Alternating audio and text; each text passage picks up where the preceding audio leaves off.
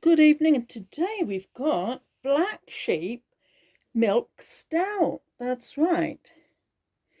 Founded by Paul Theakston, 1992. 4.4% volume.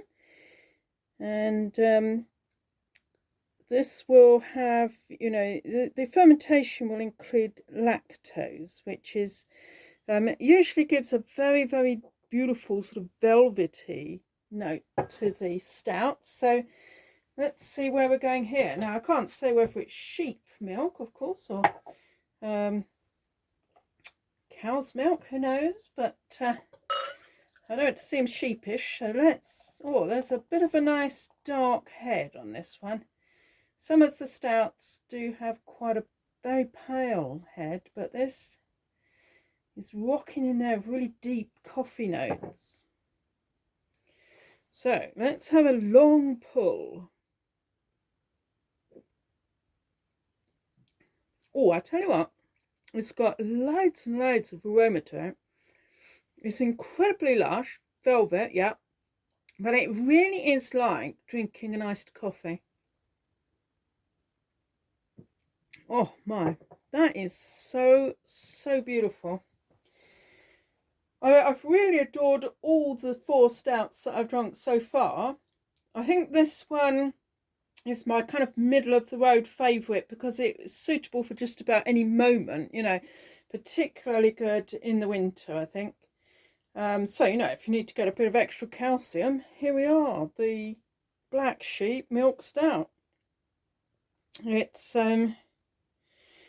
it's an absolutely beautiful example of a really decent stout where you can tell a lot of care has been put into it. I mean, it's got loads of sort of dark truffle, very 85% chocolate, very high roast coffee. Oh yes, almost if I might say a cafe latte, and that is going to be one nice drink. I mean, goodness me, you could almost put it on the rocks, or of course on the slate if you can't afford it. So I just think this is absolutely magnificent. It hasn't got the sort of extra depth that the chocolate orange stout had, because that was chocolate and orange, which is very peculiar, and a very burnt roast as well. This isn't a burnt roast, it's just a very good high roast.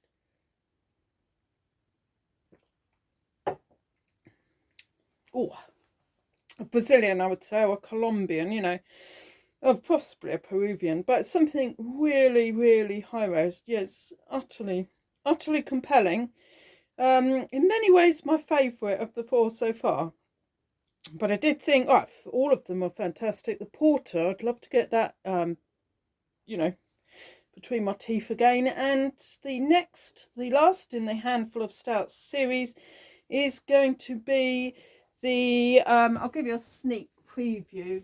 It's the Badger Master Stoke Coffee Stout at 5%. Probably the big boy in the series for alcohol. But no, I think this one is, I mean, the one that I had just was the Old Midnight Hen. Now that really was a really traditional stout, I mean, that was just so almost Irish, but it was English, but it was very traditional stout, almost like a Mackeson's or something like that.